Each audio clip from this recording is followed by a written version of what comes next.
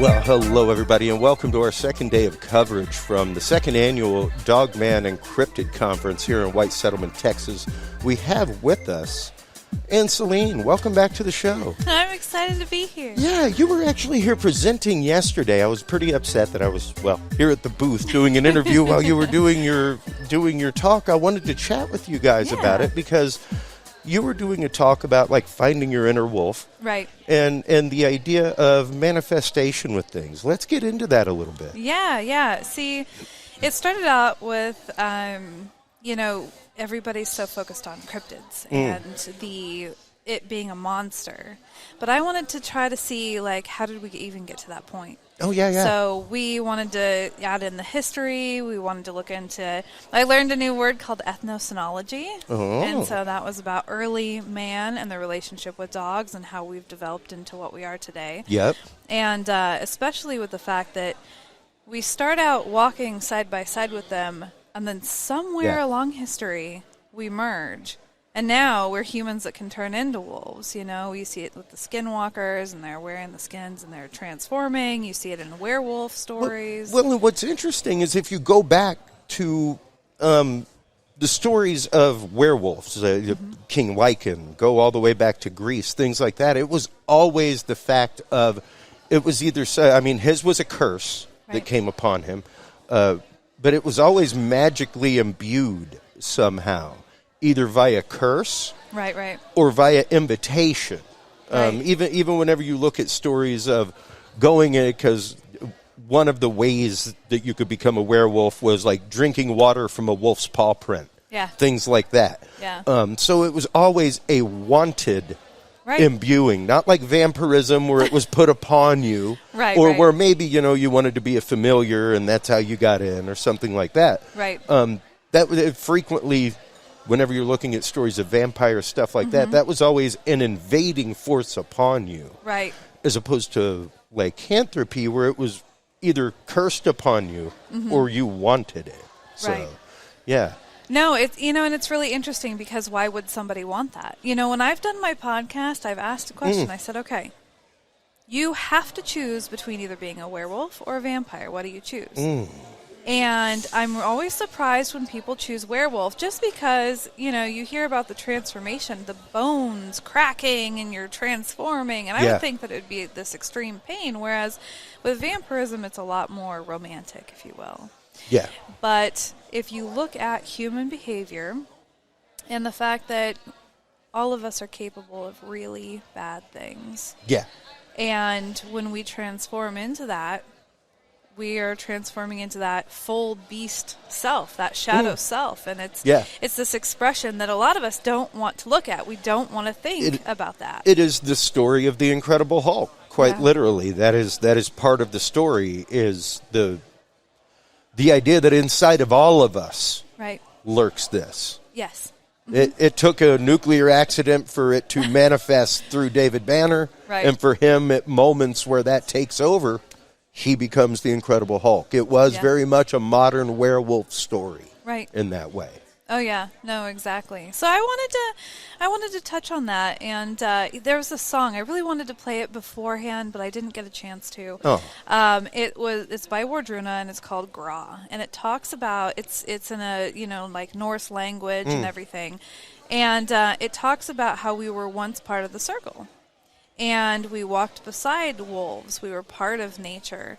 But then we ended up going outside the circle. And that's one thing that I was talking about in the in my part of the presentation, where it was like as soon as we put up the walls in our villages, we separated ourselves. And we were burying our dead outside of the walls of the village. Yeah. And now these things really started to, emerge being a lot more evil and scary and interesting. Dark. Interesting.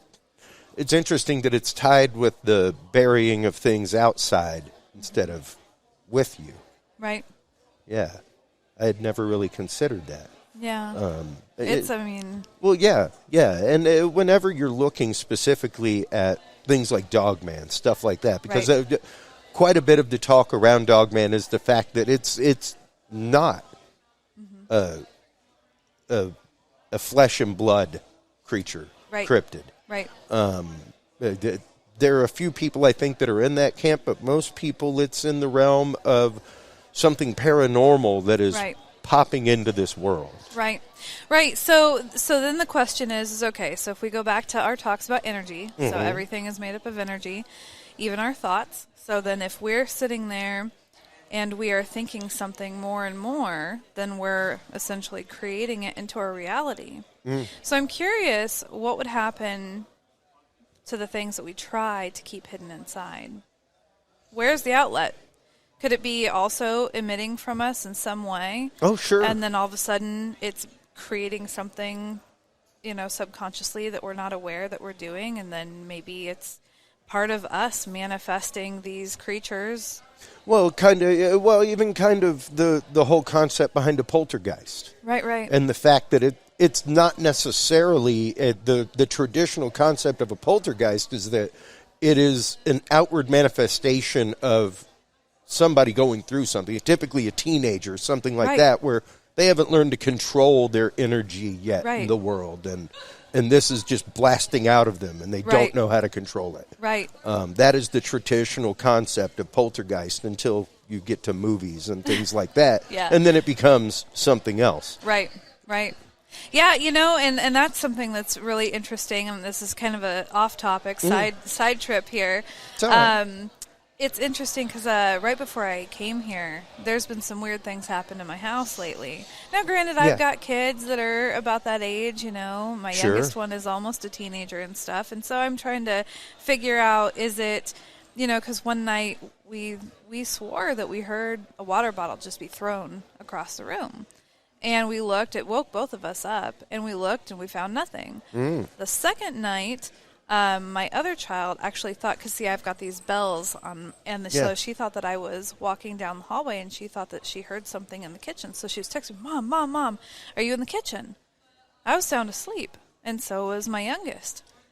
And so it's like, okay, could it be me?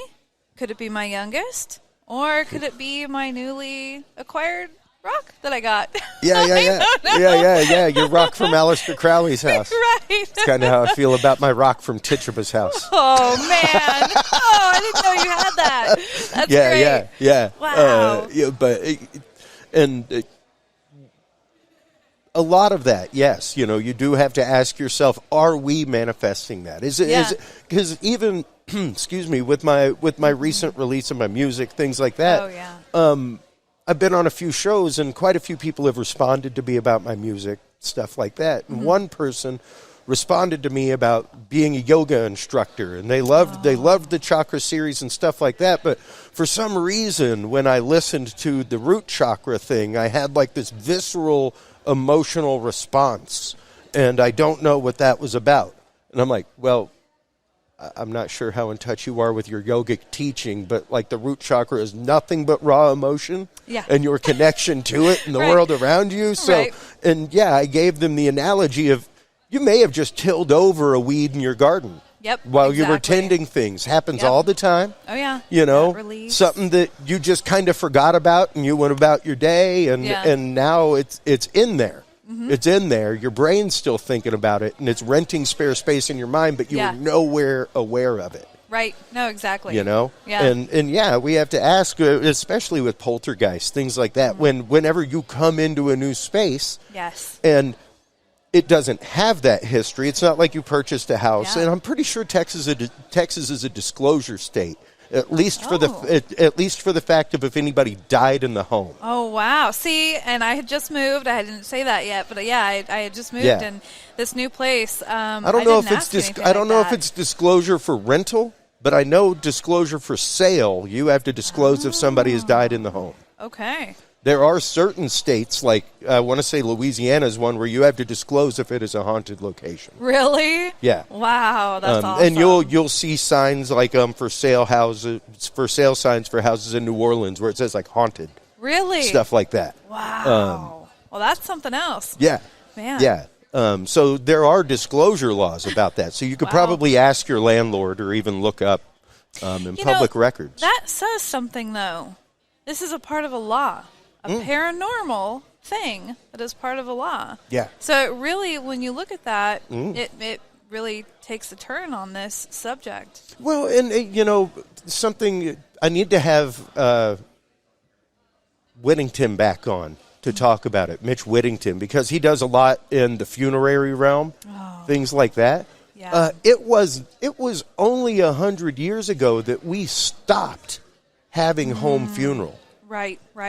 That the mortuary industry in America took over, and it became the living room, not the parlor. Right. Oh, I see. There was a whole switch of mentality that happened. Yeah. You no longer had viewings in the home. Right. You had viewings in a funeral parlor. Right. Stuff like that. But before that, like 1920s, things like that, like you were on a bed of ice in your home. Right. And it was very much like I grew up Cajun.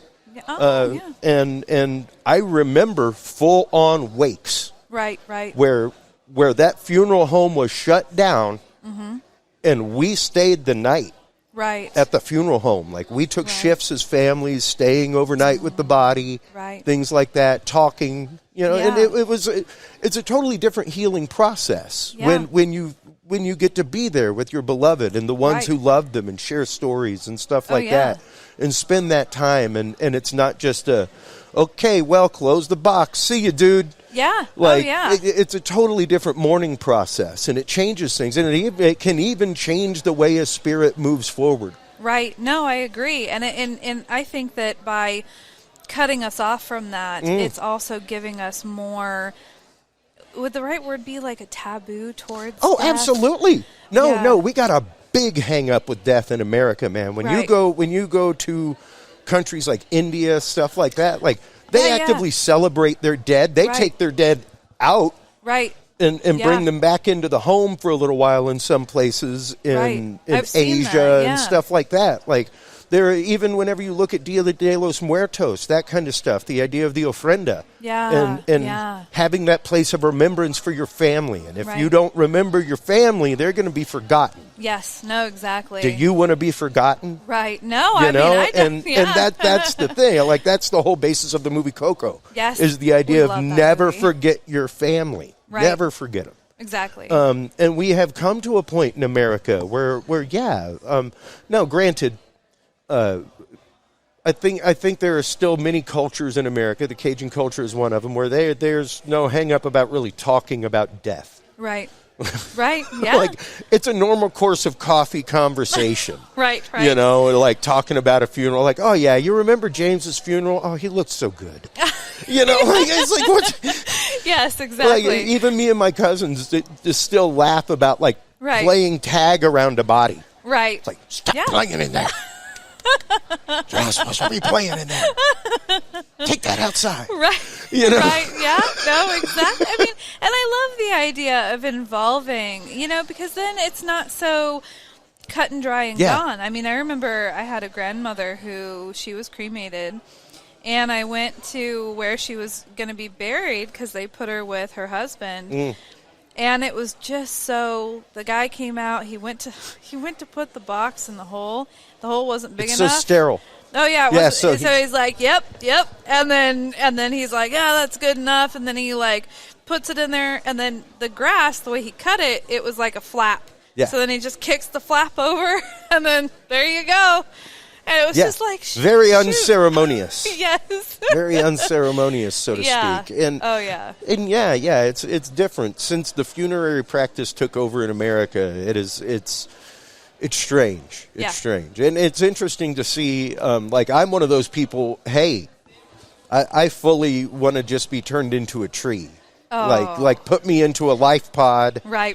And plant me into an oak tree or something, man. Right. Like, put me back into the universe.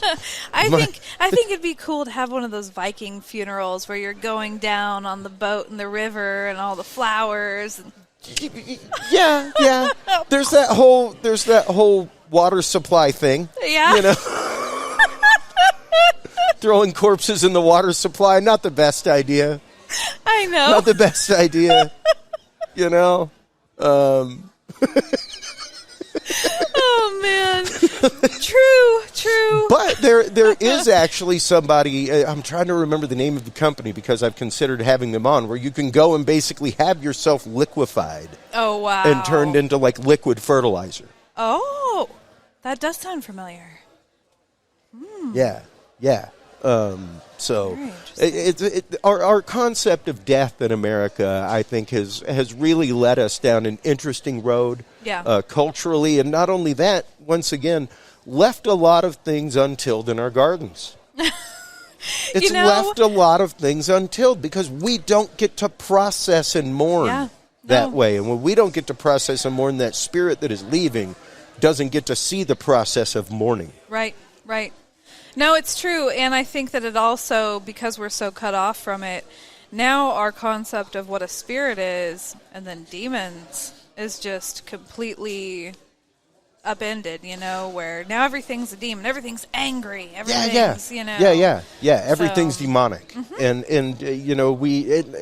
I think a lot of that is simply because of the cortisol junkies that we have been turned into. Right.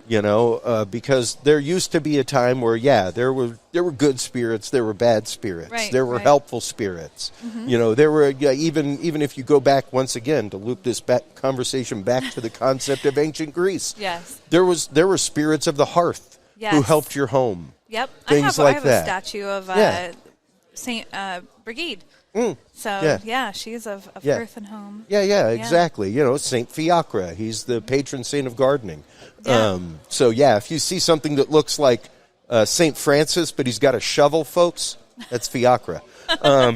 Because people will be like, what the hell is Saint Francis holding a shovel and a bird? He's still got a bird like Saint Francis, but there's a shovel there too. What's that about? Right. Saint Fiacre. But even the idea of there are spirits that are helpful to your home, that are helpful, that are not there to harm things, that are there to add blessing and stuff like that. So even you doing home witching and stuff like that, it's one of those that is what you were imbuing. Yes. So. Oh yeah, no, we've got this tree out back, and there was just, I don't know what it was. There was just something about it that I just felt like I wanted to honor it. There was just something calling, And then there was a stack of rocks right out by the front door that just seemed really odd. Like, this is a weird place to have this pile of rocks. And so I don't know, something just told me, make a circle around the tree. And I was like, I can make a labyrinth. Yeah, it came out pretty cool. Yeah, thank you. And then I found this one. It looked like one of those little spirit guys. I can't remember what their name is, but it was a hagstone. So it's got the circle that goes all the way through it that you can look through. And it's a big, thick rock, so I was surprised, And then it does have that face to it. And I set it at the base of the tree. And I did my walk, and it ends up at the center of the tree where you feel like you're at the heart of the tree. And you can there's a different energy there. And then when we had the full blue moon the other day, I decided to go out and I had sage and I burned some stuff and I walked the labyrinth and everything. And so, nice. Yeah, it's definitely, there's a connection that we've lost.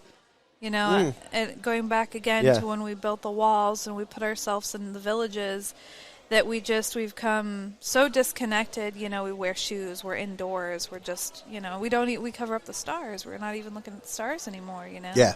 So life has definitely changed. It definitely has. And when you look at the way that these stories change, the way that culturally the stories of werewolf move over here. One of the things that I loved about the Dogman Triangle movie was Ken Gerard talking about the fact that most of these sightings tended to be around areas of Germanic and French settlement.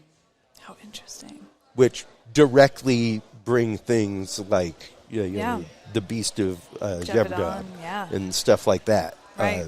The stories of Germanic werewolves and that kind of stuff. So it's interesting to see that culturally those were the people that settled in the areas where these sightings originally happened. Right. No, there's something there. It pulls you. It stays with you. Which and maybe even brought with you. Right. Because that's the fear that you had back home. Right. Right. So once again, the untilled garden and what you've planted and left there, like the seed is planted in your mind. Right. So are you bringing that energy with you to begin with? Right. You know? That's true. And that's something that I've been curious about as well. Ancestral DNA and the emotions that we carry within our DNA. Because I know that there's been studies done about how things have been passed down. Well, and there is a ton of evidence for epigenetics. Right, right. The idea that minor tweaks in your genetic code happen because of the tendencies, the food habits, things like that of your direct relatives in lineage. Right. So that's where you get propensities for alcoholism. Right. Propensities for addiction, that kind of stuff. You had a couple generations of people who drank really hard in your family. You may have a pretty decent tolerance, but also have that propensity toward that. Right. Right. And those are epigenetic changes. Those are things that, like, actively pass down. Right. Anxiety is one of them. Yep. Anxiety is passed down. Yeah. It's just a quirk, So the idea that these things would be genetically passed down as well. So then that would make me curious. So if there's something, let's say you're out in the woods and you encounter a being, let's say it's a shapeshifter. Sure. I wonder if it could recognize something within your DNA that goes back. Like, how long has it been here, right? And then it goes back however far. And then it can go into the shape that it knows that would scare back then. Sure. And then get you now. Yeah. So. No, absolutely. And we've had the conversation numerous times of whether or not these things are basically using a trope that is in our head, and the fact of, like, they would either accept this or this would be what frightens them away. Right. From the area, and the fact of, well, they wouldn't be like scared by a Bigfoot. So if they saw me in my natural form, they'd be freaked out. But if they saw a Bigfoot, they would accept it. Right. And I could vanish, and it would be within what they understand and what they accept. So well, and isn't there? Because I'm still new to the research when it comes to Dogman and Bigfoot, mostly because it, in the Aper community, how real it is with all the footprints. With my experience that I had, and then looking at it from a scientific view, and it making it more real just makes it more terrifying. And that's a big reason why I like. Please God, let it not be. Please God, let it be paranormal. Actually, that's how I feel. Yeah. No, I can fully understand that. Right. I can fully understand that, because the idea of that. Especially, and not just the unknown. Yeah. But the idea of something that large. Oh, man. With intent. Yeah. In the woods. That's a different story. And I was passing it around. I share articles mad with guests and stuff like that. And I was passing around an article the other day with folks about an extinct bird that was just refound in New Zealand. I saw the article. Yeah. But the other one that I was showing folks was the Wolfman that was just seen in Germany. Ooh, I didn't see that one. Look it up, folks. Just look up German Wolfman. Oh, wow. Just Google German Wolfman, and you'll see the articles from dailymail.uk, things like that, where hikers actively took pictures. Oh, wow. Of this, what looks to be like a wild man, just a human being, hairy, head to toe, down at the edge of a creek bed with a big wooden spear. Wow! Looks total caveman. Wow! And when you look back, there are stories of Neanderthal hominids and stuff like that in Germany, that kind of stuff. So. It's interesting to see that. There was a photo. It's a pretty detailed photo. Wow. It's not like look at that blurry thing off in the woods. It is crouched down. You can see it all. Wow. Yeah. Wow. Yeah. That's it's amazing. Pretty interesting. Wow. So to say it's not there, to me, is foolish. Right. Anybody who's like, oh, we've explored so much of America, feel free to look at the ISS picture of the United States at night. Right. I would beg to differ. Yeah. I would beg to differ with you. There is about 3/4 of the U.S. that is not populated with lights at night. So I mean, even back in Oregon, where the Tillamook Forest, it's vast, going all the way to the ocean. Oh, yeah. Well, and that's all basically rainforest, stuff like that. And, that's very much part of the area that we talk about on the show regularly, where a few planes every decade go missing. Right. And they have transponders. They know where they went down. It's just so thick they cannot get to them for rescue. Right. No, exactly. I mean, and I was in search and rescue. Yeah. I know how that goes. You know, being out there, I remember, we'd have to stay in our line, and they said it didn't matter what was in front of you, you have to stay the line. You have to go in front. And so I had a 50-pound pack on, and there was just thick bramble. And the thing is we had people, I mean, just not very far to each side of us. And so here we are. And I remember, I don't know why I was always the one that got the bramble, of course. So I'm army crawling through here, because you never know. Maybe they were trying to find shelter, hiding from something. Maybe there could be somebody there. Yeah. So I'm crawling through there. And then finally I get where it's done for and I can stand up, and now I'm completely alone. You can get separated that quick. Yeah. And they were right there, right next to you. Yeah. So.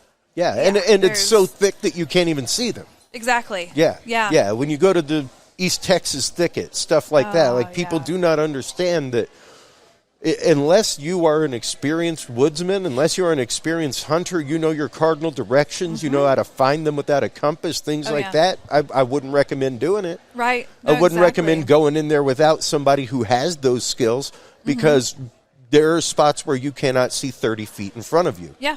Yeah. No, it's exactly true. It is just that thick. And when you think about it, too, so when we're out there, anywhere in life, really, we're just looking eye level. Yeah. So if you have something like a Sasquatch that's a lot taller, you're not necessarily looking up. Yeah. And so I think that that's part of the reason why that maybe some people could walk right by one and not see it, because they're not used to looking up. And if it's just the trunk of the body and he's hiding just right. Yeah. Absolutely. Absolutely. So. And even whenever you're talking Dogman, things like that, it's the fact of being out in that area, being emotionally charged. Oh, yeah. That's one of the things that I've talked about regularly on the show recently, is the idea that no different than how the scientists were affecting their experiments in the lab when they were thinking about it at home, which is what led to remote viewing. Oh. It was a laser scientist named Hal Puthoff that wrote that paper about how when scientists are going home and thinking about the borax solution that they just poured in, and did I pour that? Yeah, should I have had one more mil? Things like that. It was affecting their experiments. Right. It was in the lab actually affecting things. That's amazing. So, that's science. Right. That's there, and that's a real thing. Right. So, the idea that you shouldn't be thinking about your investigation when you're getting your gear together. So that totally makes me okay. You shouldn't be thinking about the haunted location. You shouldn't be thinking about it as a haunted location when you're going to do an investigation. Right. You're just going to do an investigation. Right. Cold. Right. So no emotion to it. So then that makes me I went on an investigation at one point, and we're all standing there, and we had the two. Forgive me, I do not know the names of these things. I don't know EMF detectors. Or millimeters. It has milligauss. The lights where it goes from green to red. Yeah. And they say, touch EMF, this for... Okay. Yeah, like spirit boxes, stuff like that. Yeah, so they had one in each hand, and they said, okay, can you touch the one on the left? Beep. Okay, touch the one on the right. Beep. Okay, can you make it go to this color on the left and this color on the right, and can you touch them at the same time? There was a group of us standing around the person that was holding these. and they did exactly what we asked them to do, how do we know it wasn't us? Yeah. You don't. You know? You don't. Yeah. Quantifiably, you do not. Right. And I mean, even the fact of, was all the power off in the location? Right. No. Like there was, I was at the Remote Viewing Association thing, and there was a dude, a really, really cool guy, had a book. We chatted numerous nights, but there was one night, and we'd all had a few drinks. There was one night that he had a device that measured electric fields. And I'm like, okay, all right. What is it giving you, though? Right. Like, what's the base level that you got before you got here? Right. Underneath these lights that are running at 60 hertz, 8-10 feet over our head. Right. The one over you is actively flickering on and off right now. Right. So I find it funny that while it's flickering on and off, you see things bumping around, almost like there's a strange voltage happening in the air. Right. Also, don't forget that these are on a dimmer. Yeah. Okay. So that adds noise to the circuit. It's not a clean 60 hertz going to it. It's a pretty dirty hum of a 60 hertz. If you plugged in a microphone or a speaker, you would hear going on. So, like, you are sitting in a dirty electromagnetic field with an electromagnetic reader. Right. That you don't even know the base level. Right. Yeah. Of what the norm is. What's the norm? Yeah. What's the normal base level of electromagnetic radiation around you at all times? Because until then, you don't know what you're actively measuring. Yeah. You're seeing something move. Right. So, and that's just me. Like I mean, you can do the same thing with a decibel meter. Like there's an allowable tolerance inside of there that you have to have. Like even as a rock and roll dude working in a club, whenever the cop would come up and be like, well, you know, you're above. What weighting are you on? Are you on A or C weighting? Because one's for a different kind of environment, sir. Also, please note that there is a variance allowed for transient noise, people walking by, people sitting outside having cigarettes, things like that. That's a constant noise level that we cannot control. Right. Yeah. So if that is louder than our music outside, you can't give us a ticket. Right. For the ambient noise that's happening. So we always encourage people, feel free to go out and smoke. Talk real loud.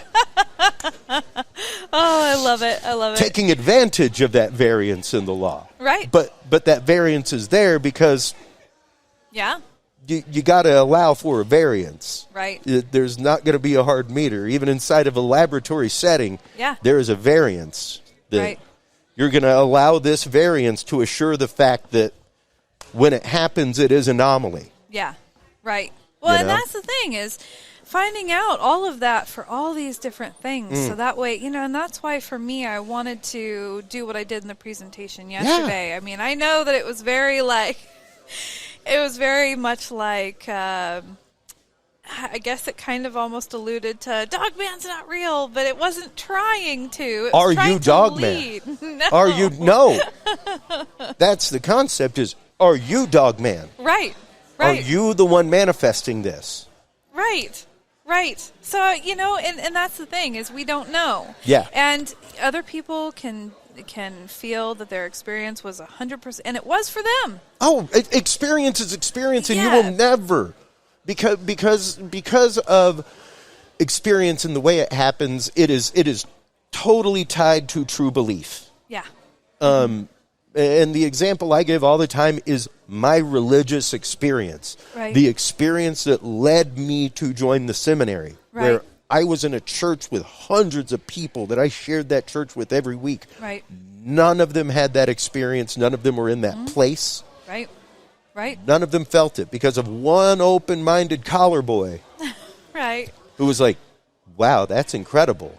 Yeah. You should explore that, Chris. Yeah. Because of that, it led me down a road. Had I had the next priest that was in our church, that wouldn't have happened. Right. That wouldn't have happened. He was not as open-minded spiritually to that moment. Right. And to that concept. Mm-hmm. You know? But that's my experience. Nobody else had that. Right. Nobody else can quantify that. Right.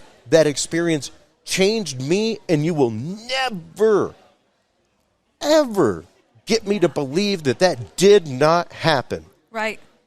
Oh, yeah. Well, I was not a drinker at the time. I did not smoke cigarettes at the time. I did not smoke reefer at the time. I was not on mind-altering drugs. I was not on antidepressants. Right. I was not on SRIs. Yeah. Yeah. Oh, yeah. No, I mean, it totally. It's like with all my experiences in my book, you know? It was real for me. This is what I experienced, you know? And that's just it. Like, it's like trying to get a true believer to change their mind. You will never convince them of that paradigm. So don't convince them, accept the paradigm that they believe for the paradigm that they believe. Right. You know? Yeah. Accept them at face value for that. Right. Right. You know? Exactly. And expect nothing less of anybody for yourself. Right. You know, if they can't accept you and your experience at face value, well, you might need to consider that. Right. Exactly. No, it's true. You may need to reconsider that friendship. Yeah. If they cannot consider you at base value for what you are and the experiences you've had. Exactly. You know? And that's the other thing, you know, that's what I would really love at places like this, to really convey that message and to be able to share all these different concepts and have people be open-minded enough that they can allow to go, I'll think about that. That's interesting. It doesn't mean you have to ascribe to it or anything like that, but I've seen that there's definitely been sometimes there's those two camps that butt heads. It's hard. It is. There's a reason why there is a meridian down the middle of our brain. Right. Right. That's true. Yes. Yes. Because they are two parts that do totally different things. Yeah. You know, and it's a conflict in your own brain when it happens, when you have this experience. That's what leads to what is called the ontological shock, the rock of your world, the fact of what I know to be true no longer is. And the way I have heard it explained to me by so many experiencers is I was taken out of a box. Oh, yes. And I never realized that I was living in a box. Right. And that there was this whole world around me interacting with this box that I had no idea about. Yeah. Until I was removed from it. Right. And now everybody else is still in this box. And you're on the outside looking in. Yeah. At all these people who have no idea of what's outside of this box. Right. That like it's like a fish in an aquarium that's sitting inside of the ocean. Oh yeah. Yeah. It thinks that there's a whole ocean out there. Yeah.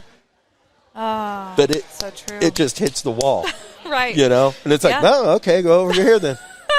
Cool, look, there's water down there. Oh, well, I guess that's where it ends. Right, right. You know, like literally, that is the analogy. Yeah. Like there's a whole ocean outside of that aquarium, but you have no idea.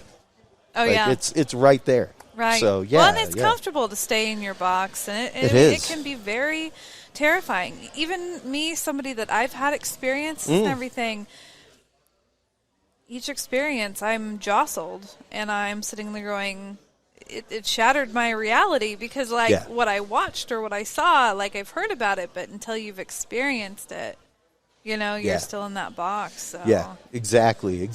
And don't be upset for people that live in a box, folks. Don't be mad at them. Don't be angry at them because they don't get it. Right. You know, and I can definitely say, like I and quite a few people I know that left that religious tract of seminary, things like that. Right. It can be hard to process faith and being in a church after that because you were called to something and you look around and you see a bunch of people that weren't called necessarily in that way. And that can be hard to process. And eventually you come to the point of understanding that, you know, be happy for the fact that they were just called to be there that day. Yeah. That they answered the call to be there that day, that hour. Mm-hmm. Be happy that they were open to that. Yeah. If they get to the point of greater revelation in their life, awesome. I hope that comes for them. Yeah. You know, because you do have to come to a point of understanding with your own experience that was only your experience. That was made for you. Nobody else. Exactly. And back when I was in healing group, this was something that we talked about and we learned about, and they would say, the way that they explained it to me was that we all come here with contracts. So we have this contract that we're like, okay, we want to experience this, this, and this so we can achieve learning this, this, and this. Sure. But there's still free will, and you can still kind of divert, but it's still in the end you learn the same sort of lessons. And so if one person can't, like an experiment I would do is I'd hover my hands over theirs and see if they could feel the different energies, whether it was like earth, air, fire, each one felt different. And if they could feel it, it was like, oh, wow, okay. And then we'd kind of talk, and we were on like the same kind of wavelength or same understanding. But then there were people that couldn't feel it at all. Yeah. And that was just was their path, and they were taking, they may never feel that. They may never experience anything that was, paranormal or whatever. Well, it's kind of the idea, like Lynn Buchanan likes to say, anybody can be taught to remote view. Not everybody can be taught to be psychic. Right. We all have psychic propensity. Yes. We all have the ability to tap into our intuition, to walk into a room, feel the tug inside of your belly button and go, oh, I don't know if I need to be here right now. Right. And you either listen to that and walk out, or you stay in the room. Right. Yeah. But you can be taught to tune into that intuition, period. Right. We all have that intuition. Right. Whether or not you can be taught to be psychic and clairvoyant and tune things to that point is a different story. But we can all be taught, because of that intuition, to quantitatively remote view in the controlled remote viewing sense. Right. If you follow the protocols of controlled remote viewing, you will be remote viewing. It may take you longer to learn to run than me. Right. But we can all get to the point of running with remote viewing. Yes. We can't all be clairvoyant. We can't all be mediums. Right. Yeah. But we all have the basis of intuition there that is the basis of mediumship. Right. Some of us are more tuned into that than others. Yeah, that's true. And it's the same way as some people are natural athletes. And some people are me. Who, my job was to rebound and pass. Right. Hey, I was never rebound and pass, Chris, because you do not excel at the shooting. Oh man, I wasn't one for sports. I'll tell you, it's funny. But I had friends that were naturally apt. Yeah. Oh yeah. Naturally apt to that. They were not naturally apt to science and electronics and things like that. Right. I naturally am. It's just a thing that I understood from the get-go. Right. Right. We all have those natural aptitudes. And if we learn to tap into them, you'd be amazed how happy your life is. Oh, yeah. Because that's really where you're following the track that you're naturally supposed to be on. You aren't throwing hurdles in your way to try to get somewhere that maybe you ain't supposed to be. Right. Right. There was a movie, and this is going to sound, it's such a mom thing for me to say, but my kids watched the very first Tinkerbell, and it's where all these little fairies are born, and they're born as specific ones. One's an animal fairy, one's a tinker fairy. You got a job. Yeah, You're exactly. assigned. Yeah. And I think that's us. If we can just tap into it, like you're saying, amazing things would happen if we just, really accepted ourselves and were able to Well, and even the idea of, I look at it as the point of branding. And whenever I speak at podcasting conferences, the one thing I say is have a mission statement. A one-paragraph mission statement that describes what your show is. Right. Period. This is what we are about. This is what we do. Mm-hmm. If it doesn't fit inside of this, should we be talking about it? Are we being honest to our audience? Are we being honest to the show and its roots and what it is about? Right. Right. If that guest doesn't fit in that, Yep. You probably shouldn't be doing it. Right. It will be a betrayal to your audience. Yep. It'll be a betrayal to who you are and what you are about. Yeah. No, and you know what? It's the same thing. When you find your mission and what you are about, Yeah. And what you are like designed and built to do. We all have that. We all have that. Mm-hmm. There is a purposed mission inside of all of us. I don't care if it's selling Girl Scout cookies. It's true, right? There are people who are out there who like they excel at that, and that's what they do. You should think about a career in sales or motivation. Right. You know? Yeah. You should think about that because it's something that you will enjoy, something that you will get into, and something that you are built and designed to do. Right. So once you stray outside of that, you'd be surprised how unhappy you get. You'd be surprised how miserable that day job is every single day, how much you hate going to it, how horrible every Monday is. Right. You know? Oh, it's and these true. these are all choices that we decide to consent into that system because that's what society and the world tells us that we're supposed to do. Right. You know, and I've used the same thing with KPNL. Everybody that I have on the station, you know, I've brought them on because of their mission statements, because of what they're wanting to do. And I believe in the work that they're doing. I believe that they're being true to themselves and their audience and everything. And so, and it's, you know, I really enjoy being able to sit and learn about somebody before I invite them on, you know, and I think that it's just I don't know. I like the way that it all flows energetically as well. So. Well, absolutely, because you have focused that energy. Like you can go, even with life, manifestation, whatever. You can go with the shotgun approach if you want, which is wide pattern. It's got impact to this point. Right. That's it. Yeah. You know, you could go rifle focused where it goes further, but then falls off. Or you could go laser focused where everything is cohesive and it goes into eternity till it hits something that stops it. Right? Yeah. Yeah. No. Exactly. And that's just it, though. You've got to be willing to get rid of those things that are holding you down. You've got to be willing to get rid of the weeds in your garden. Yes. To bring it back to where we were. And the idea of regularly tilling things, regularly keeping that in check, regularly, you know, checking in with yourself. Even right now, you asking the question of if these experiences in your new place are what's maybe something that you brought with you from your old world. Yeah, exactly. You know, from your old life in Oregon. Mm-hmm. So that is a valid question, and we have to think about whether or not our sightings of Dogman, disembodied demonic Nephilim, what have you.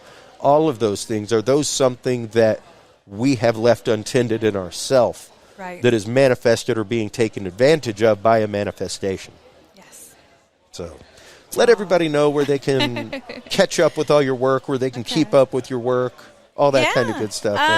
Well, let's see. So they can all find me on Facebook under Ann Selene. That's the surefire way to get a hold of me and kind of see what's going on. KPNL-DB.com. That's the website for KPNL. That's right. And my book would be a really great starting point, I think. It's got the whole history of me and all the experiences that I've had.